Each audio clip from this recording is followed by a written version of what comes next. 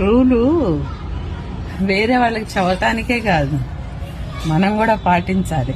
మనం పాటిస్తేనే రూల్ గురించి మాట్లాడాలి, లేకపోతే మాట్లాడే హక్కు లేదు. మర్యాదలు ప్రేమలు ఎలా ఉంటాయో తెలుసా?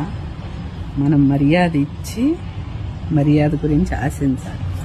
మనం ప్రేమించి ప్రేమ గురించి ఆశపడాలి. అవేం మనకు తెలియనప్పుడు మనం ఆశపడతాం. చాలా తప్పు తెలుసా? ఇది ఎందుకో తెలియదు కొంతమందికి. అవునా? కూర్చొని మాట్లాడమంటే ఎవరైనా కానీ ఎన్ని కబుర్లైనా చెప్తారు. చేసి చూపించి మాట్లాడాలి. ఓకే, ఒకటి అనొద్దు, 100 అనిపించుకోవద్దు.